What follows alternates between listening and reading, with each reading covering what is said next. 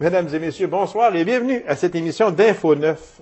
La 7e édition du Festival des langues sales a connu un autre succès vraiment phénoménal. Alors, pour nous en parler, je reçois Madame Marie-Luce Doré du comité organisateur. Marie-Luce, bonsoir. Bonsoir, Gabi. Merci d'avoir accepté cette invitation-là. C'est toujours un plaisir de vous recevoir. Pour moi, pareillement. Parce que on sait que vous êtes dans beaucoup de dossiers, mais le Festival des langues sales, c'est vraiment spécial. Moi, je me souviens très bien des premières entrevues que j'ai faites ici avec votre frère, je pense. Oui. Et puis, puis on avait trouvé ça tout un peu bizarre. C'est quoi un Festival des langues sales? Qu'est-ce que vous allez chercher là, vous autres? Ça va-tu, entre parenthèses, pogner ou ben non? Puis, mais ça prend de l'ampleur d'année en année. Il y a même des journées où vous devez aller à la salle des jardins, oui. Entre autres pour le fameux concours de pitchage, parce qu'il y a trop de monde. Oui, oui. Est-ce que d'année en année, ça vous surprend de dire, ben mon Dieu, on attire du monde, on attire plus encore cette année, je n'avais pas les chiffres officiels, mais c'était encore meilleur que l'année d'avant. Ça augmente un peu chaque année, on est toujours autour de au moins 700 à 800 personnes pour la fin de semaine. Ah, c'est extraordinaire. Puis, on est content, surpris. Ben, nous autres, on y croyait depuis le début, là. Non, c'est vrai. Non, mais c'est vrai. Oh, oui, oui. Donc, on n'est pas surpris parce qu'on pense qu'on a un bon filon. On en a vraiment pour toutes les clientèles. C'est ça aussi qui est le fun. On a plusieurs lieux. Oui, il y a des choses qui se passent dans des bars, mais il y a des choses qui se passent aussi dans des salles où c'est accessible, je pense, aux adolescents, comme le spectacle d'humour ou le concours de bitchage. Donc, c'est un peu pour tous les âges, là. Et puis, on en a de tous les coûts aussi. Oui, c'est ça, accessible là, aussi. C'est parce que et vous le dites si bien, c'est accessible à tout le monde. Oui, il y en a des spectacles qui sont dans les bars, oui, bon, il y en a d'autres à la salle des jardins, parce que comme on disait tantôt, vous avez été obligé de prendre la salle des jardins, surtout pour le concours de bitchage qui est rendu, honnêtement, quelque chose. C'est le seul spectacle, en réalité, que nous, on a encore le spectacle d'humour qui est au Théâtre de Poche. Oui. Cette année, on devait avoir un spectacle en plus familial, mais qui a dû être annulé. Oui, c'est ça, exactement. Oui. Donc, ça, on est déçus. On se dit que c'est partie remise, par exemple, c'était d'essayer d'aller chercher un public encore plus familial. Je ne veux pas tourner le fer dans la plaie, comme on dit, mais c'était annulé. Pourquoi? C'était pour des raisons personnelles de la troupe. Okay, c'est ça. C'est pas nous qui l'avons annulé, malheureusement. Puis, pour revenir, c'est ça, au concours de bitchage de village, c'est que dans le fond, après les 5 premières années, c'était toujours plein au Théâtre de Poche. Puis on voyait qu'il y aurait eu de la demande pour plus. C'est sûr que la première fois qu'on l'a fait à la salle des jardins, c'était un gros stress pour le comité organisateur parce qu'on avait peur. Oui. Une grande salle vide, c'est mieux une petite salle pleine qu'une grande salle vide. Hein? Mon Dieu, c'est vrai. Mais c'est elle qui s'occupe des spectacles. Fait qu'elle sait c'est quoi, là, hein? Parce qu'une salle à moitié pleine ou à moitié vide, là, on le prend comme on veut, mais seulement c'est mieux d'avoir, comme vous le dites si bien, une petite salle remplie qu'une grande salle à moitié vide. Et le pari a été gagné finalement, là, dans le fond, depuis 2 ans, là, qu'on a plus de 200 personnes. Oui, puis une chose, parce que je voulais en parler un petit peu plus loin, mais vous m'emmenez sur le sujet. Donc, on va en parler immédiatement de ce fameux concours de bitchage. On peut dire que c'est rendu, au début, c'était chez nous ici, à Abitibi-Ouest, quand ça a commencé, mais là, c'est rendu que c'est régional. Ça a été pendant 4 ans à Abitibi-Ouest. Abitibi-Ouest, oui. Chaque année, on a couronné un bitcheux, un meilleur village. Puis à chaque fois, on va remettre une plaque au bitcheux et au village, qui sont le meilleur village de l'Abitibi-Ouest. Après 4 ans, on a fait ce qu'on a appelé le choc des titans. Les 4 gagnants se sont affrontés pour déterminer le gagnant d'Abitibi-Ouest, qui a été M. Saint-Lambert. C'est ça, exactement. Par la suite, dans le fond, depuis 2 ans, on a ouvert régionalement. Donc, M. Abitibi-Ouest, là, M. Saint-Lambert a défendu son titre l'année dernière, qui a perdu aux mains de M. Sullivan. Oui, exactement. Mais cette année, M. Sullivan animait la soirée. Donc, c'était 5 nouveaux villages là, de l'Abitibi-Témiscamingue qui se sont affrontés, un de chaque MRC. Mais oui, parce qu'on parlait de Ville-Marie, Évin, Dubuisson, Saint-Marc et Galichan. Et le titre est revenu en Abitibi-Ouest. C'est Galichat qui l'a apporté pour le meilleur village d'Abitibi-Témiscamingue. Donc, on va aller remettre une plaque au village, au Bicha aussi. Comment on juge ça? C'est le public qui C'est le juge. public. Okay. Dans le fond, on a des bulletins de vote. Vraiment comme une élection. Comme une vraie élection. C'est tout à fait formel et bien vérifié par le comité organisateur. Puis c'est les gens qui votent pour leur préféré. On dit que c'est du bitchage, mais c'est du bitchage, c'est drôle. C'est fait avec humour. Oui. C'est fait un peu sous la formule d'un débat des chefs, donc de questions et de droits de réplique. Okay. Et puis, dans le fond, au départ, c'était un peu pour se moquer aussi de nous-mêmes. On sait qu'en Abitibi-Ouest, il y a beaucoup de villages, donc c'est sûr qu'il y a des petites guerres de clochers. Ah oui, c'est sûr. On s'entend que, tu sais, Tachereau puis Autier, puis Saint-Lambert puis Normétal, puis des petites rivalités de village. Puis nous, on voulait servir de ça, rire un peu de ça avec les gens, mais en même temps, augmenter un sentiment d'appartenance aussi au village, puis à notre région. Donc ça a fonctionné aussi. Comment les villages peuvent s'inscrire à ça? Les participants, s'il y en a qui sont intéressés, peuvent nous contacter. C'est ça, le comité organisateur, dans le fond, on y va vraiment par nos contacts au comité, des gens qu'on connaît, des gens qui nous approchent. Fait que on y va un peu comme ça. Il n'y a pas de façon... Il n'y a aucune façon stricte, officielle de dire... On a une liste longue de même à remplir, puis on va juger si vous êtes apte ou pas. C'est pas ça. C'est pas comme... Non, ils s'en viennent, eux autres. On regarde pas trop des antécédents, nous autres. On accepte tout le monde. puis vous pouvez aller jusqu'à combien de villages? Parce qu'il doit y avoir une certaine limite. Normalement, ça a toujours été 5 par année. Sauf la fois où on avait les 4 meilleurs, qui étaient 4, mais c'est 5. Parce que ça attire beaucoup de monde. Ça. Ouais. C'est vraiment...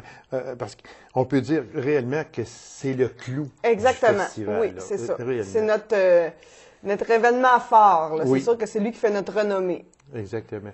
Parce que c'est lui qui a eu le plus attiré, je dirais, la couverture nationale. On a déjà eu le festival. Oui, on a une bonne couverture médiatique régionale pour tous nos événements. Mais c'est sûr qu'on a déjà participé à des émissions nationales par rapport au concours de bitchage de village. Okay. Donc, ça fait jaser. Parce que moi, j'en ai pas vu d'autres à nulle part. Non, c'est unique. Ça, c'est unique. On est encore unique, Marie-Luce. On dit, et c'est vrai aussi, que les éditions du Festival des Langues Sales, c'est rempli d'humour, c'est rempli de rire, puis c'est de l'improvisation. Nous, dans le fond, là, oui, c'est sûr qu'il y a de l'humour, de l'impro. Ça, c'est une formule depuis 2 ans qu'on a, dans le fond, qu'on se rend compte qu'il fonctionne très bien. Puis d'après moi, on va revenir d'année en année. On a toujours un 5 à 7 de lancement, l'improvisation, l'humour, de la relève. Mais nous, l'important, dans le fond, puis le filon, on ne l'a pas encore mentionné, du Festival des Langues Sales, c'est que ce soit en français. Donc, nous, dans le fond, c'est la langue française, c'est comme on la parle, c'est ça. Oui, là, franchement, là, Marie-Luce, vous venez de toucher un point, là, que...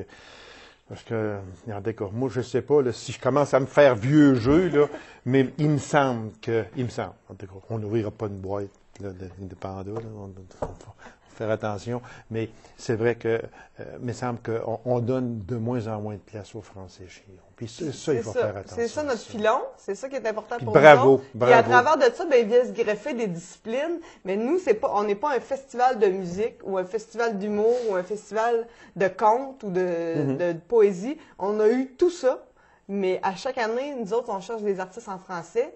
Les langues sales, c'est autant par les propos, propos qui dérangent, corrosifs, drôles, mais autant de la beauté de la langue française, nos accents, nos manières de parler ici en région puis au Québec. C'est ça le filon. Puis à travers de ça, vient se greffer plein de disciplines. Bravo, parce que vous mettiez l'accent sur ça. Moi, je vous en félicite réellement.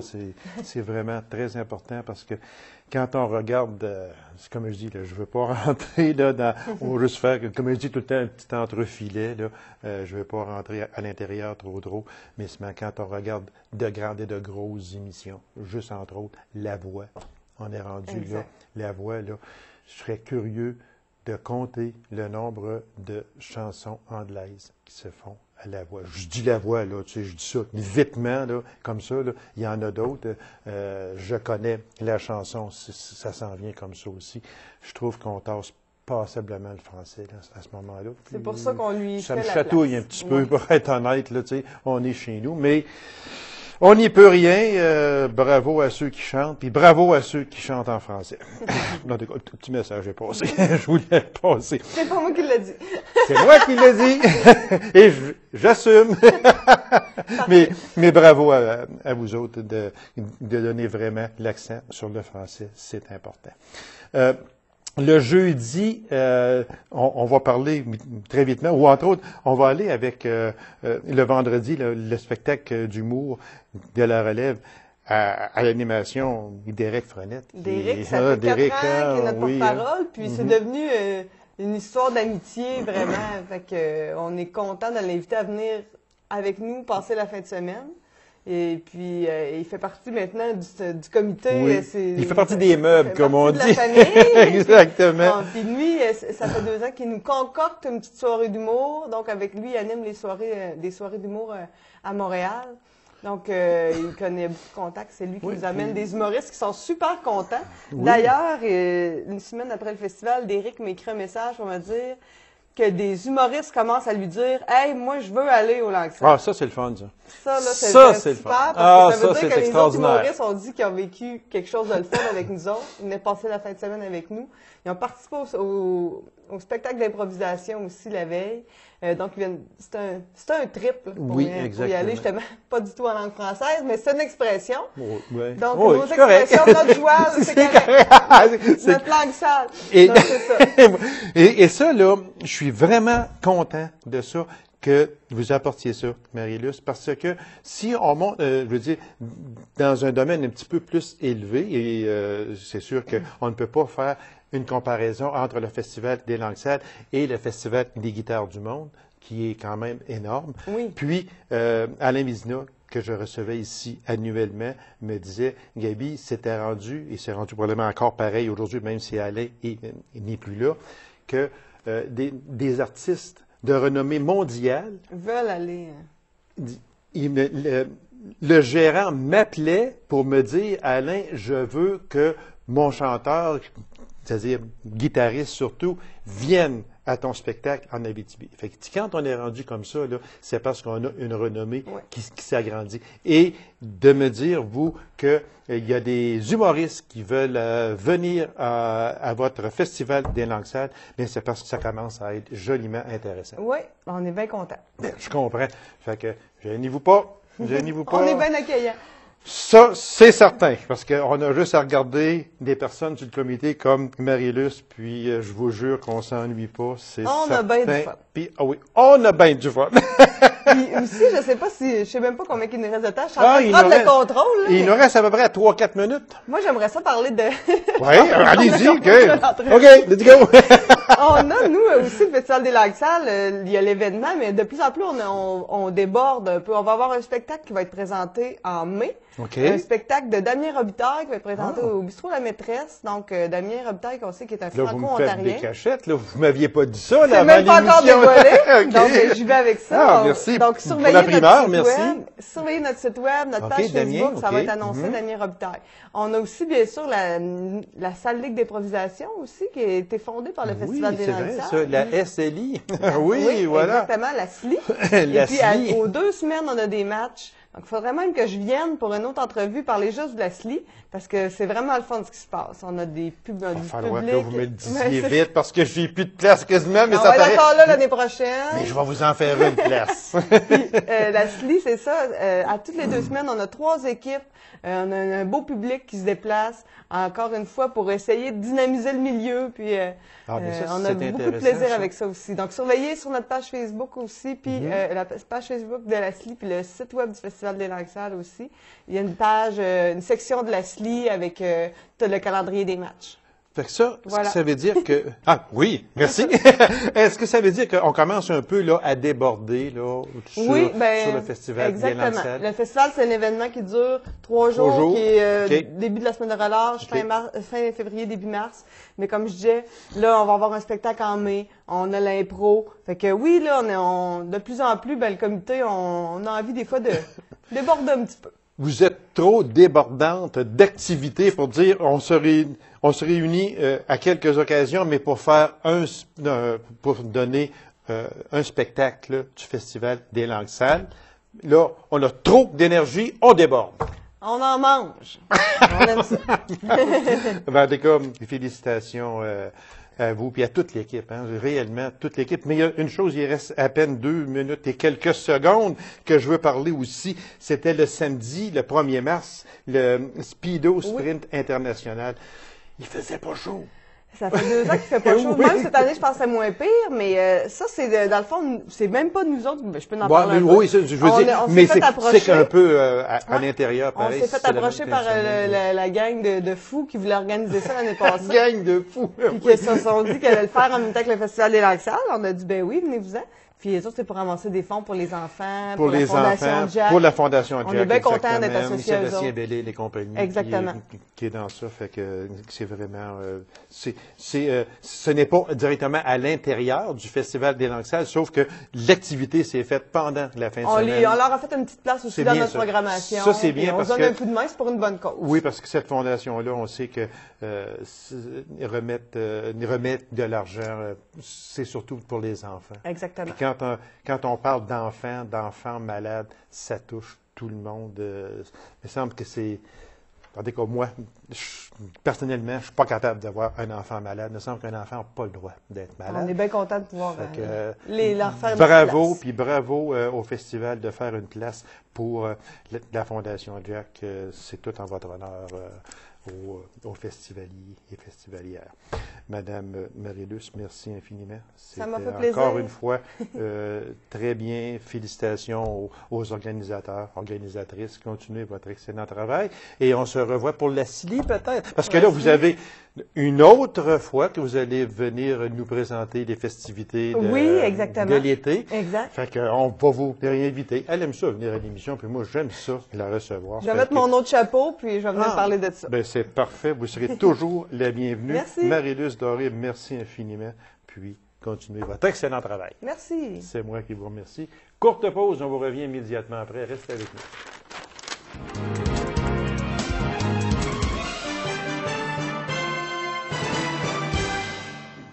Qu'est-ce que le projet Vroom? Alors, pour nous en parler, je reçois une des responsables de ce projet du Carrefour Jeunesse Emploi.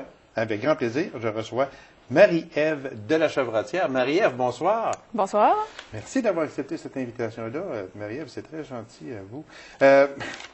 En partant, la question qu'il faut se poser, c'est quoi ce projet Vroom? Vroom, vroom, vroom, sur mon petit bicycle, là, il y avait Texte le corps. Texte le corps, je chantais ça à un certain moment donné.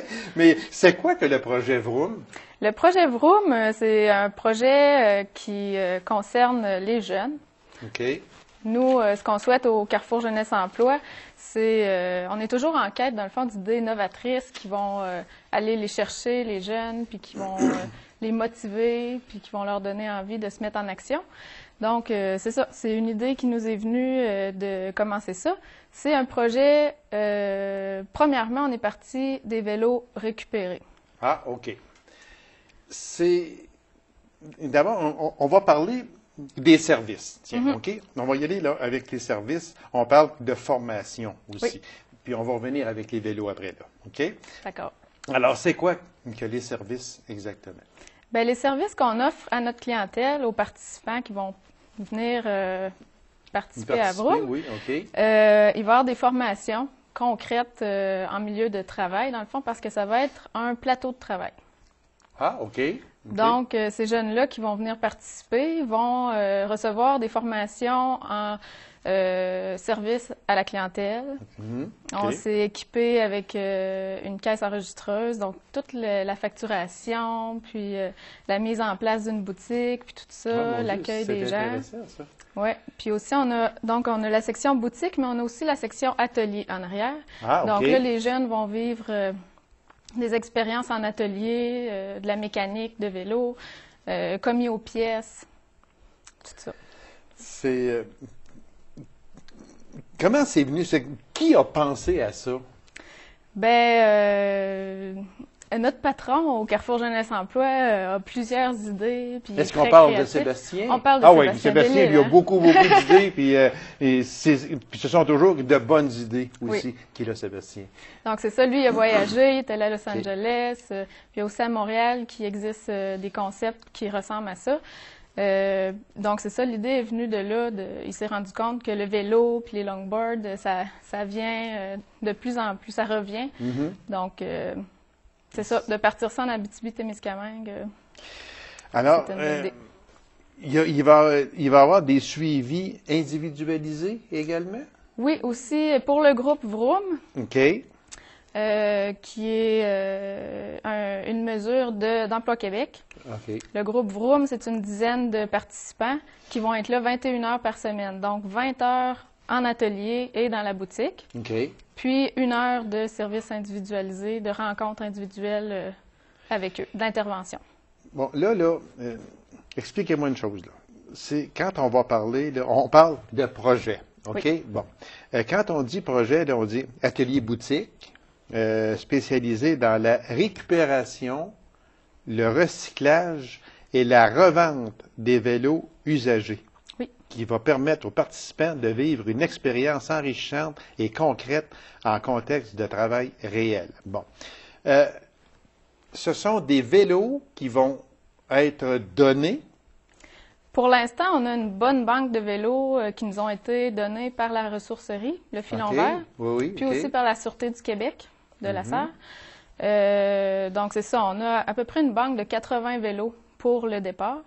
Puis, pour finir par en avoir un qui roule, qui fonctionne bien, ça en prend une dizaine. Ah, donc, on prend 10 vélos, puis là, on va chercher des pièces, probablement, c'est ça? On les démonte au complet. OK, puis on en remonte. Puis on les remonte, c'est ça. Mais on veut qu'ils soient beaux, nos vélos. On veut qu'ils soient attirants. Puis, oui. Donc, c'est ça, on sable les cadres. On les démonte jusqu'à temps qu'ils soient rendus au cadre. On les sable, puis ensuite, on peinture. On met notre autocollant Vroom. Ça va être vraiment notre marque de commerce. C'est vraiment... moi, je trouve ça extraordinaire parce que les jeunes vont pouvoir s'intéresser à quelque chose. Parce que moi, je dis tout le temps, puis ça, je vais le redire aussi, les jeunes, quand on s'en occupe, là, on peut faire des choses extraordinaires avec eux autres. Puis je suis certain que ces jeunes-là vont participer à ces ateliers-là. Comment vous allez les recruter, ces personnes-là? Bien, on a déjà commencé avec 3 groupes. OK. Comme je vous disais, on a un groupe, le groupe de Vroom, qui est une mesure d'Emploi Québec, qui va être une dizaine de jeunes qui vont venir à raison de 21 heures semaine au projet.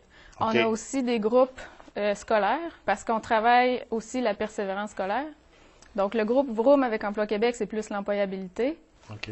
Le groupe scolaire, c'est plus la persévérance scolaire. Puis, on a commencé avec un groupe justement de la Paulino, puis leur projet, c'est « Fabrique ton vélo ». Donc, ils arrivent à la boutique, ils choisissent un vélo, ils le démontent au complet, puis ensuite, ils le remontent. Puis là, on commande aussi des pièces parce qu'on est devenu détaillant chez un fournisseur qui s'appelle Cycle Lambert. Fait qu'on commande des pièces. C'est vraiment extraordinaire. C'est tout nouveau, cela, là. Oui, c'est nouveau. On a commencé nos démarches en octobre passé. OK. Puis, c'est ça, on est parti de zéro, là, un local blanc, vide, sur la principale à la Sarre. Puis, on a monté un bel atelier puis une belle boutique. On a hâte de vous accueillir là, d'ailleurs. Oui, c'est sûr. Et puis, ça, c'est à partir de quel âge que ces personnes-là peuvent aller travailler? On peut appeler ça travailler chez vous? Pour ce qui est du groupe Vroom, la mesure d'Emploi Québec, c'est de 16 à 55 ans. OK. Donc, On dit que c'est accumuler des expériences de travail concrètes, orienter, prendre le contrôle de ta vie, prendre position, trouver ton équilibre, t'écouter, connaître tes limites. C'est vraiment tout ça, là. Oui. C'est un apprentissage sur soi. Oui, exactement. Puis justement, ça peut... nos 3 objectifs principaux, oui, c'est développer... on va y aller, oui, exactement. Avec l'employabilité, l'entrepreneuriat, puis la persévérance scolaire. Donc, je pense qu'avec ce projet-là, nous amène à pouvoir tout développer ça. Si on prend l'employabilité, c'est quoi exactement? Bien, c'est de prendre des personnes qui se sont un peu éloignées du marché du travail, puis travailler avec eux en atelier, dans le concret, dans le travail, avec les expériences concrètes, puis aussi en individuel, se fixer des objectifs, puis les moyens de les atteindre pour le retour, en visant le retour au travail. OK. Puis si on y allait maintenant avec la persévérance scolaire? Oui, bien nous, on pense que ce projet-là peut susciter la persévérance scolaire chez les jeunes parce que, par exemple, le groupe de l'Apollino qui ont déjà commencé, on les sort pendant 3 heures environ par semaine du milieu scolaire. Ah, OK. On les amène dans ce bain-là, dans le projet Vroom. Dans le projet Vroom, OK. Puis, ils travaillent de leurs mains. Tu sais, c'est des jeunes, souvent c'est des garçons, sont très manuels. Puis, ça leur fait du bien, ça leur fait aussi, ça les amène à se découvrir plus. Puis, dans ce temps-là, tu es peut-être plus prêt à retourner à l'école puis avoir un objectif plus précis. C'est vrai, par exemple. Ça. Puis, si on parlait du dernier, et non le moindre, l'entrepreneuriat. Oui, bien, ce projet-là, c'est une entreprise. Fait que dans le fond, les jeunes qui viennent participer, ils vivent toutes les étapes de A à Z pour permettre un bon fonctionnement, le bon fonctionnement d'une entreprise. Fait que ça peut développer chez eux l'envie de se partir en affaires, peut-être, qui sait? Oui, c'est vrai, ce serait une chose possible avec ça.